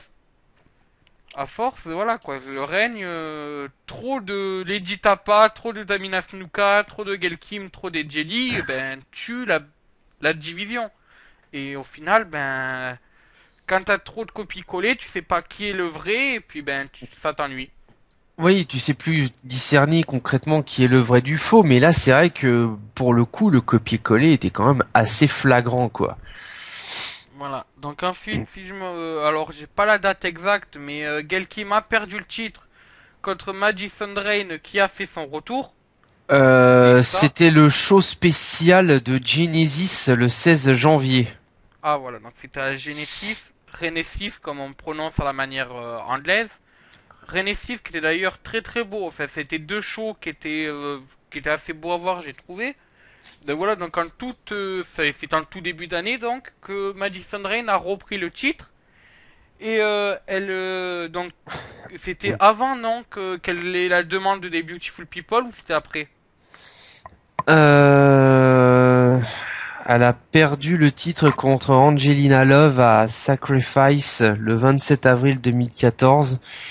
Et déjà les Beautiful People lui avaient demandé si elle était intéressée de reformer le trio. Ouais. Donc c'est de là d'où est partie la scission.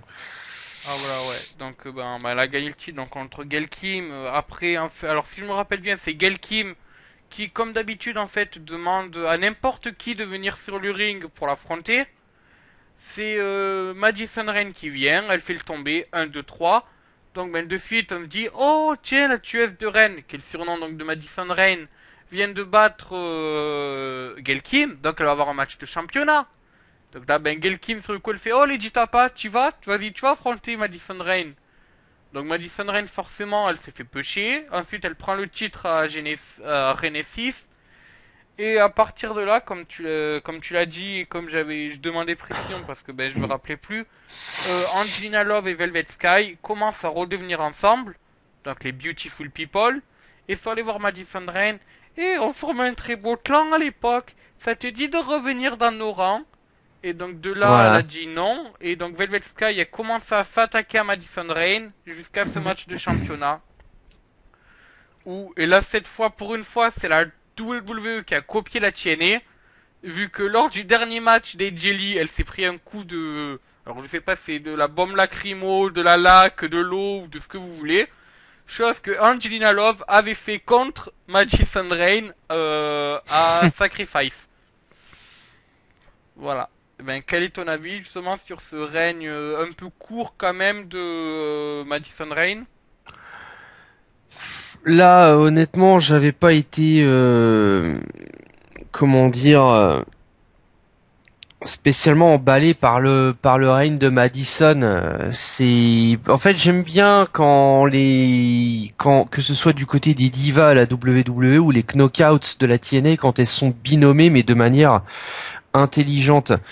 Par exemple, j'avais apprécié quand il y a quelques années en arrière quand Madison était binomée avec Tara, donc la Victoria à la WWE et qu'elles étaient en rivalité avec Mickie James et Madison était à ce moment-là la top heel de la division féminine de la TNA, mais il y avait quelque chose qui ressortait de la gimmick et des storylines. Là, Madison, en tant que championne face, c'était lambda, c'était limite plat. Ouais, fait à noter quand même que quand on dit lambda pour une knockout à la TNA, c'est quand même largement meilleur qu'un Nikki Bella contre Brie Bella. Ouais, ça se défend. Non mais je sais pas si t'es d'accord, papy. Non mais oui, non mais je veux dire que Madison Rayne, d'un point de vue in-ring, en dehors de quelques lutteuses comme Paige, Edge Lee ou Natty, Madison Rayne elle défonce les trois quarts du roster des divas elle toute seule. Non mais voilà, c'est ça, c'est que y a... En fait, la TNA est arrivée, chose que la WWE n'a pas fait, à repérer de très belles filles avec du talent. Ouais, Ce qui est pas difficile, je pense, à mon avis, à repérer si on cherche bien. aussi. Voilà, donc après Sacrifice et après quelques petits passages un peu n'importe où, c'est Angelina Love qui a récupéré le titre donc dès Knockout et qui a commencé, alors donc elle a fini d'abord sa feud avec Madison Rayne et après elle est rentrée en feud avec Gail Kim, c'est ça? Oui. Bah, le règne d'Angelina Love a pas duré bien longtemps, à peine 2 mois je crois. C'était en fait Si, ouais, ça a duré 2 mois, du 27 avril au 3 juillet. Et on va dire que c'était un peu un règne pour la stat. ouais, pour la stat, pour meubler en quelque sorte. Puisque bah du coup, oui, Angelina Love est devenue record woman du titre des knockouts, du possession de titre avec six fois championne. Et est-ce que je me trompe si je dis que derrière elle on retrouve Madison Rayne et Gail Kim? Oui, non, c'est bon, c'est ça. Enfin, il y a Tara aussi, donc l'ex Victoria de la WWE. Et Velvet doit traîner pas loin, Oh non, non, mais Velvet, elle est à la bourre, hein, elle a ah bon? deux règnes. À deux? Ouais, Ah oui, Velvet, parce que je ah vais oui, compter ses titres par équipe, non. Oui, en solo, elle est qu'à deux. ouais, Velvet, elle est à deux, hein. Ouais, avec les titres par équipe, elle doit être Bah, elle est à à trois. 6. À 3? Ah non, à trois. 3 titres par équipe, non? Non, un seul. Un seul? Eh ouais. Ah, pardon. Ah, arrête de donner trop de superlatifs à Velvet. C'est parce qu'elle me fait parce qu'elle me fait une très bonne impression. Oui. Mon Dieu.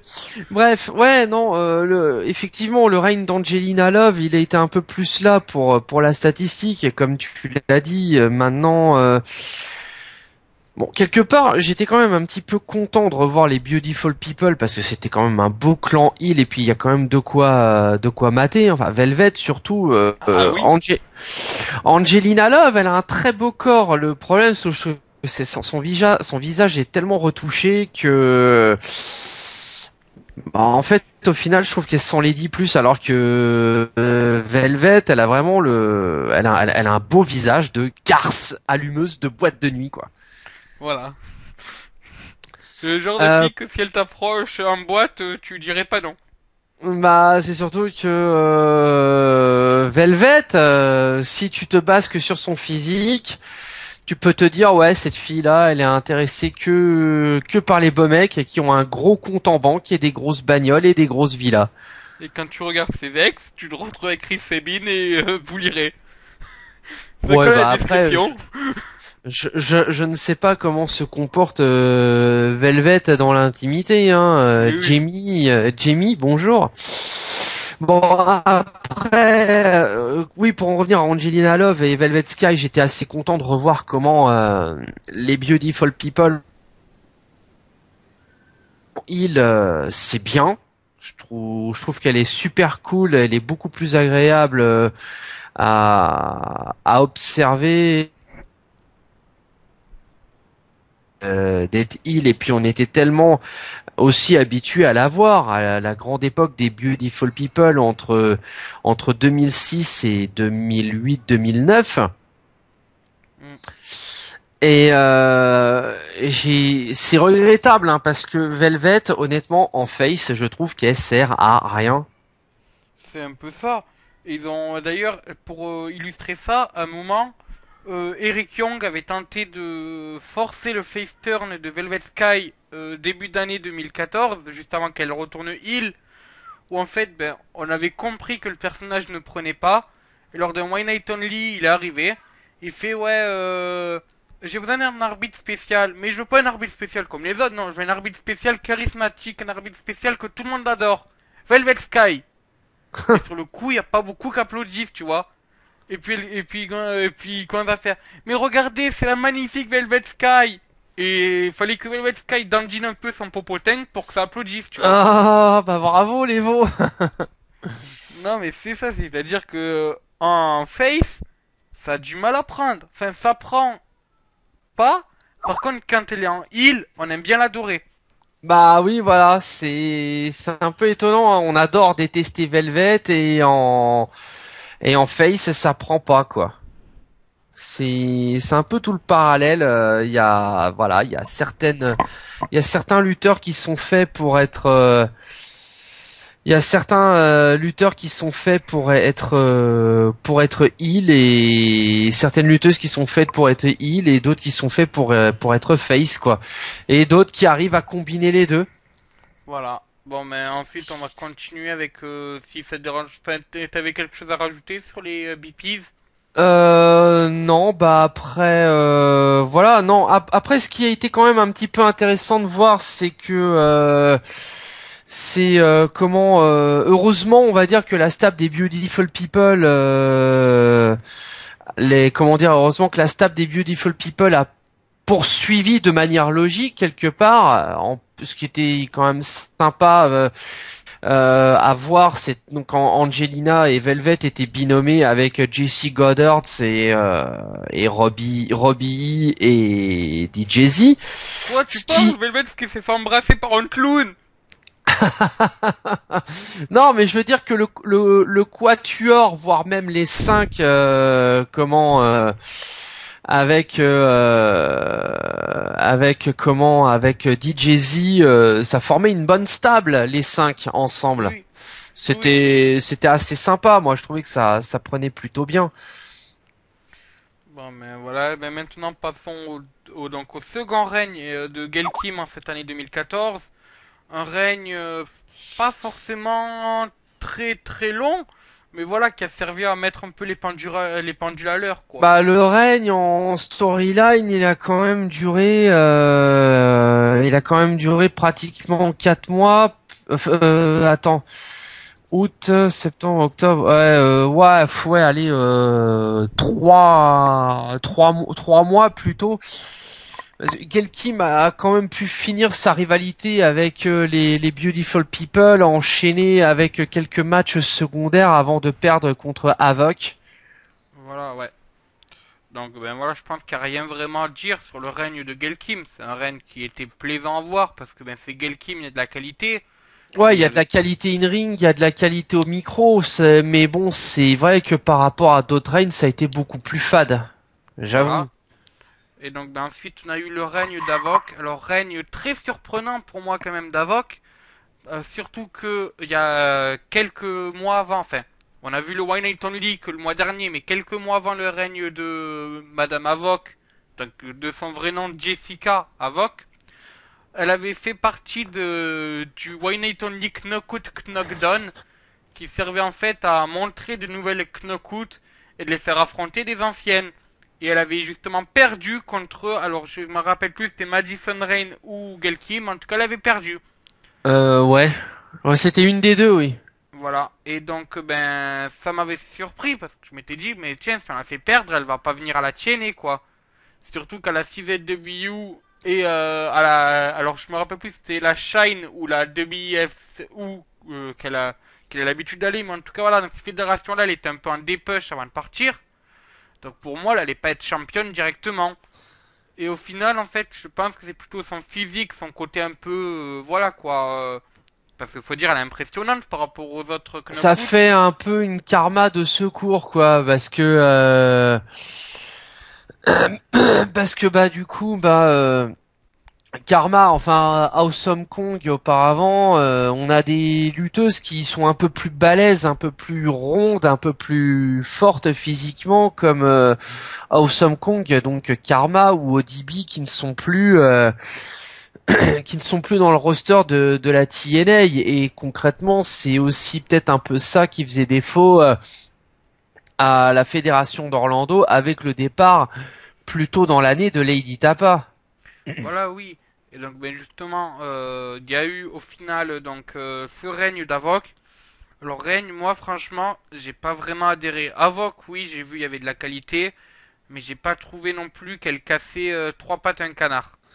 Bah, c'est-à-dire qu'on l'a poussé en tant que des ménageurs féminins actuels de la fédération des Knockouts. C'est une montagne, c'est un grizzly, c'est tout ce que tu veux. Donc du coup, j'ai pas regardé comment le match de Bound for Glory, mais apparemment le Havoc contre Velvet Sky pour le titre des Knockouts de Bound for Glory. En plus, merci pour les spoilers. On savait à 99,9% de chances que Havoc allait conserver le titre. Et apparemment, le match n'a pas été bon. Je crois que tu l'avais vu tu l'avais Euh, commenté d'ailleurs pour la chaîne voilà, avec avec... Aloïs, je crois. Oui, alors c'est pas que ça n'a pas été bon, c'est qu'on va dire que voilà, on connaissait déjà le résultat. Velvet Sky, c'est franchement très étonnant de dire ça, parce que on va dire qu'elle a, par rapport aux autres, elle a pas de qualité in ring, mais quand tu mets à côté une Bribella, il y a de la qualité quand même. Voilà, Ouais. non, en fait, voilà, Velvet Sky, c'est avec peut-être Rebel et deux trois autres filles qu'on voit de moins en moins, c'est peut-être une qui a le moins de qualité in ring à la chaîner. Le seul avantage qu'elle a, c'est qu'elle a un très beau physique et qu'elle est Bah très populaire. comme Rebel aussi. Voilà, oui, Rebel, ouais. Et donc, ben voilà, c'est ça le truc, c'est que ben au final, Velvet Sky, Elle fait des très beaux calendriers. aussi oui. Et donc voilà, ben, au final, ben, on n'a pas vu Velvet. Enfin, Velvet Sky, au final, on savait très bien qu'elle allait perdre. Donc ben voilà, le match était. C'est un peu un match où en fait on te spoil la fin entre une personne qui a pas trop de qualité in ring et une personne qui catch beaucoup sur le côté physique et tout. Donc en fait c'était un squash mais qui a duré 5 minutes. C'était. Voilà quoi. C'était quand même mieux qu'un Nikki Bella contre Jelly, mais ça cassait pas trois pattes à un canard. Ouais. Et donc pour la chaîner, c'était décevant. Et du coup, on a Taryn Terrell qui termine l'année 2014 Voilà. en prenant le titre au dernier ou l'avant-dernier épisode d'Impact du mois de novembre. Alors, bon là encore une fois, c'est un peu tôt pour s'exprimer parce que bah Taryn, elle vient tout juste de récupérer le titre. Bon, il y a de la qualité in ring, hein, faut voir les matchs concrètement que Taryn a fourni des mois auparavant contre Gail Kim. Donc d'un point de vue in-ring, il y a pas trop de soucis par rapport à ça. Le truc maintenant va être de savoir comment la TNA va booker son actuelle championne, Oui. vers quelle rivalité elle va se diriger en espérant qu'elle ait des segments micro où elle ne fera pas que la potiche de base. Hmm. Oui, non, mais c'est sûr. Ouais. Parce que voilà, j'ai très peur. J'ai très peur que dans ce registre-là, Taryn Terrell nous fasse une Velvet Sky. Alors voilà, comme j'ai dit, c'est un peu tout et son contraire. Je trouve que Velvet, son in-ring est très limité. En face, ça passe pas. En heel, ça passe très bien. Elle est beaucoup plus charismatique et beaucoup plus garce. Forcément, quand t'es une garce, logiquement, t'es une grosse vilaine. Tu mérites des grosses fessées. Et voilà, non mais Velvet en heal, ça passe comme une lettre à la poste. En face, j'ai énormément de mal. Voilà, le truc va être de savoir comment la TNA va booker effectivement sa championne du moment, quoi. Ouais, ben peut-être après, ça serait risqué peut-être de prendre ce pari. C'est peut-être au niveau du mois de mars, lorsque son règne commencera à arriver à épuisement, faire un heel turn de Terry Terrell en la faisant joindre les BPs peut-être. Ça peut être pas mal. Ça, disons que ta théorie peut éventuellement se concrétiser. Maintenant, ce que j'ai du mal à concevoir, c'est que, bah, par exemple, t'as Madison Rayne, qui a donc été championne plus tôt dans l'année, qui dernièrement s'en est pris justement à Taryn Terrell. Et il était question, je crois, dans certains spoilers d'Impact Wrestling, que Madison rejoigne de nouveau les Beautiful People, et concrètement, ça s'est pas fait. Donc j'espère que Madison va rejoindre de nouveau Angelina et Velvet sous peu pour reformer le trio. Oui, voilà, ouais. Après, niveau challengers, franchement, à mon avis, ça va être les mêmes. Pour l'instant, on va avoir Havok, Gail Kim. Madison Rain va revenir avec peut-être une des BPs. Hein, Ensuite, ben voilà, on aurait pu penser à Brittany. Malheureusement, Brittany va quitter la fédération. Enfin, Brittany a quitté la fédération. Donc, je pense que les challengers, ça va être les mêmes, quoi. un petit peu, oui. Voilà. Bon, ben, sur ce, on a fini donc avec la division féminine. On va faire une petite pause et on se retrouve pour la seconde partie, donc avec le titre poids lourd, les Et puis, Slammy Awards, les top et flop, et voilà. à Allez, tout à à tout l'heure. de suite.